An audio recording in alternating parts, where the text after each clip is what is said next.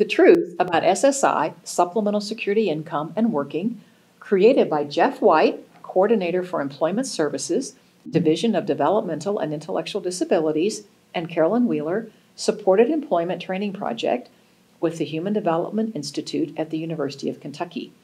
Both Jeff and Carolyn are certified as Community Partner Work Incentives Counselors through training approved by the Social Security Administration. SSI stands for Supplemental Security Income. It is intended to supplement other money you might earn from a job or be given. It is part of the federal budget, and it is an independent program of the Social Security Administration, but it is not Social Security. In other words, a person who receives an SSI payment has not themselves paid into Social Security for the benefit they are receiving.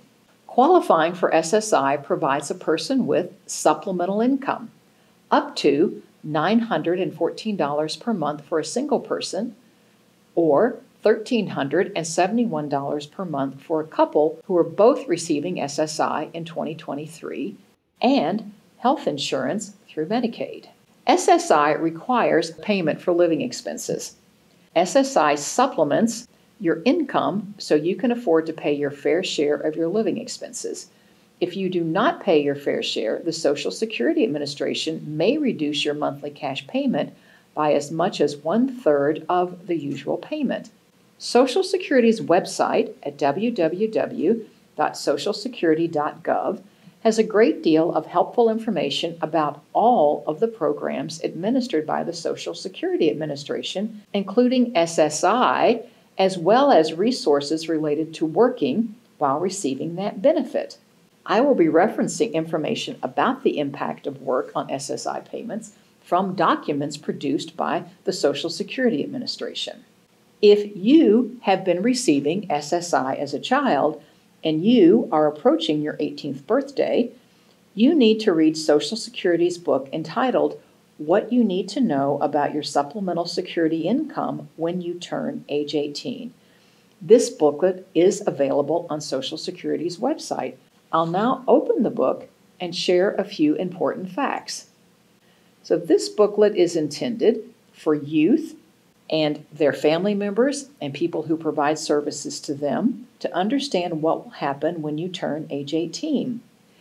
Doctors and other trained staff will decide if your impairment or impairments meet the qualifying disability rules for adults.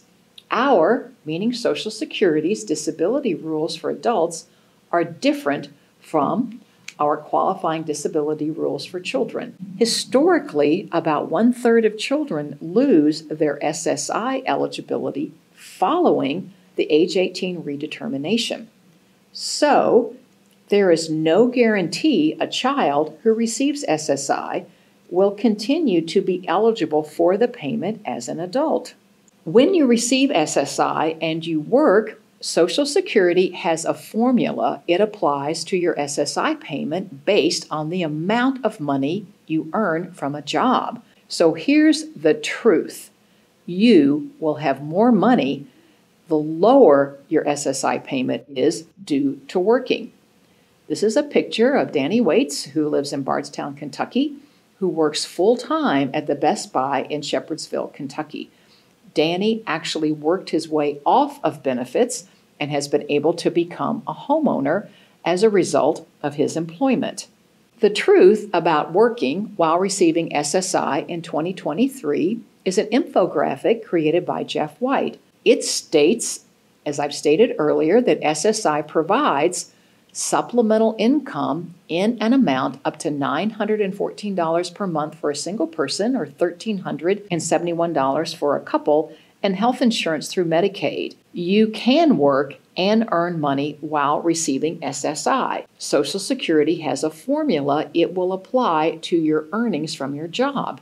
The first $85 you earn each month does not change your SSI benefit. After that, you keep 50 cents of your SSI for every $1 earned. So why settle for just your SSI payment when you can work most likely still have an SSI cash payment, money from your job, and Medicaid coverage. Kentucky DB 101 is an excellent resource to find information and answer your questions about how work and benefits go together.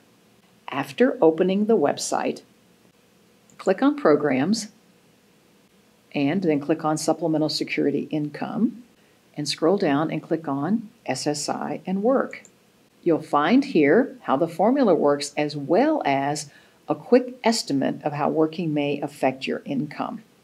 I would really encourage you to click on the Try It button and see how you will have more money when you work and you are also receiving SSI benefits. Work incentives are special rules which make it possible for people with disabilities receiving Supplemental Security Income, SSI, to work and receive higher monthly SSI payments by further reducing the amount of your earned income that is countable. SSI work incentives include impairment-related work expenses, blind work expenses, student earned income exclusion, plan to achieve self-support, and Section 1619B, which is also known as continued Medicaid eligibility. The Social Security Administration publishes an excellent resource which is entitled Working While Disabled: How We Can Help. You can learn about the SSI work incentives in this booklet published by Social Security, and again, it can be downloaded from Social Security's website.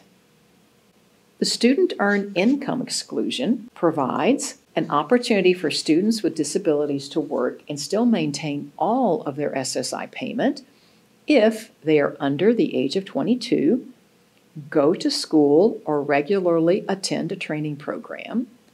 If that is the case, then Social Security does not count some of your earnings. In 2023, $2,220 of your gross earnings a month will not count to an annual maximum of $8,950 when your SSI monthly benefit is calculated. This means that for most students, they can work and still maintain their full SSI payment.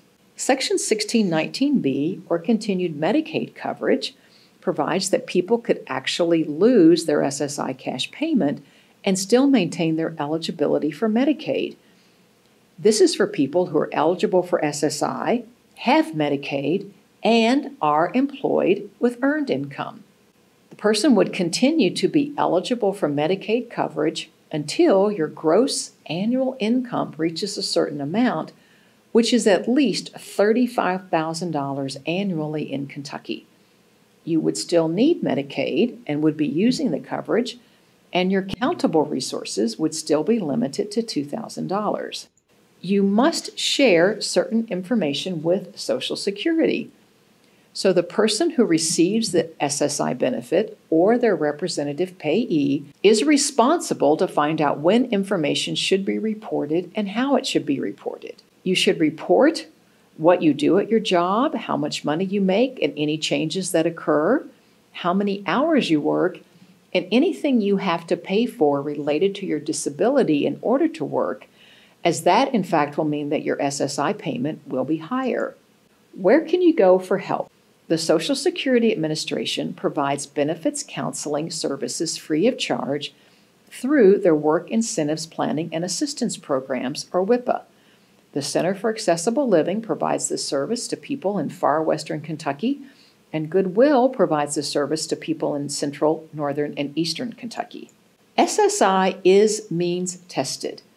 This means you must have very limited resources in order to qualify for SSI and Medicaid. What are resources? According to Social Security, a resource is money or something you own that you can easily turn into cash.